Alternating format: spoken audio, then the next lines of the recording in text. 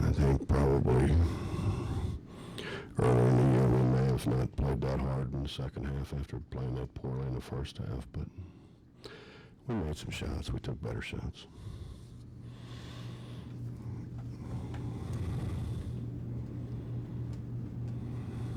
You got effort 1 through 5, though. Safe to say that wasn't the case in the first half.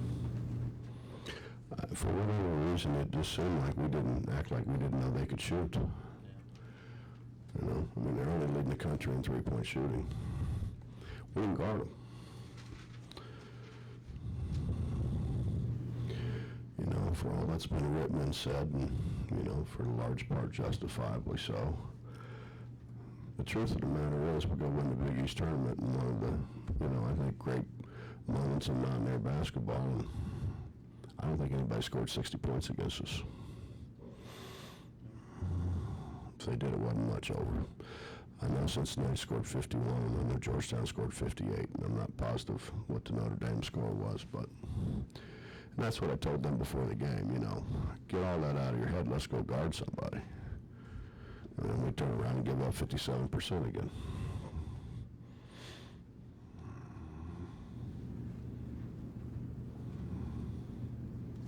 Nice to have you guys with us.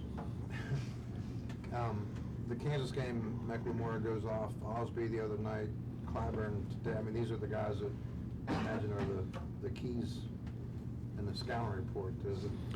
We fouled Clyburn at the end. I mean, I wouldn't say Clyburn went off. I mean, we fouled him at the end. We did it just, I don't know what we were thinking in the first half.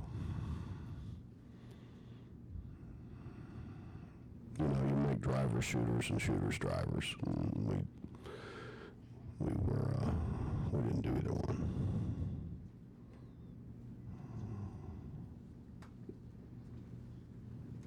Yeah, you made shots down the stretch, but the style of play and the effort, was this what you, the final 15 minutes, was that what you expected from this group from the start of the season? We just raised them. You know, I didn't think they could guard Dennis one-on-one on the block, and so I knew they had to bring help, and we were going to get a shot as long as we stayed spaced. And all we did is really back screen for Dennis and try to throw it to Dennis in space. We didn't have any offense in the first half. You know, Dennis is trying to win.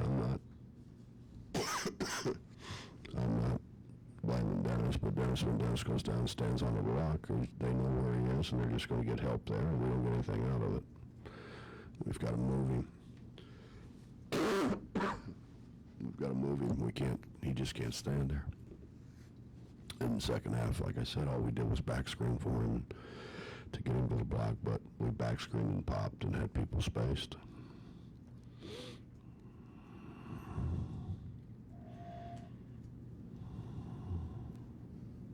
Talk a little bit about the emotion when you and Dennis were embracing before the game. I mean, it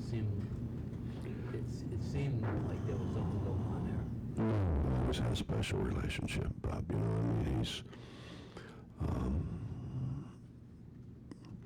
you know, Dennis, when I went down to see him the first time, he didn't speak or understand any English. He kind of acted like he did. He'd shake his head, you know, but he didn't. Later he told me, he said, I didn't understand one word you said. He said, but I liked you, you know, and so, I mean, obviously I liked you. And I think, you know, it's just kind of, he's a good kid. I mean, he's really, really a good kid.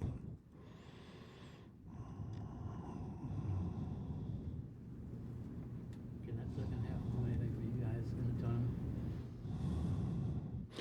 You know what, Bob? I read whoever wrote the deal. My mother-in-law puts all that stuff on my chair. You know, like I really want to read what Justin writes. But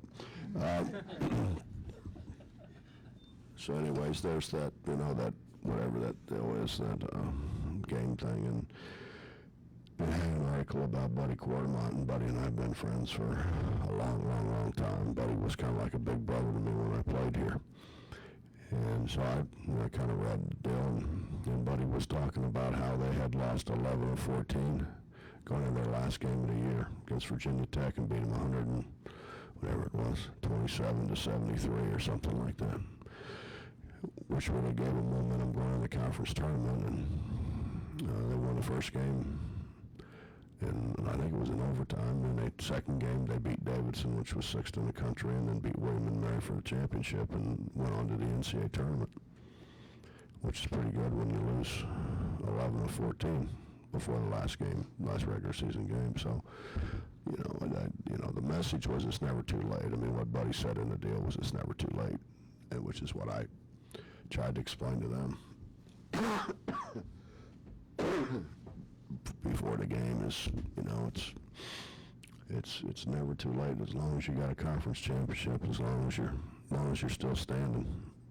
As long as you're still standing, you might as well fight.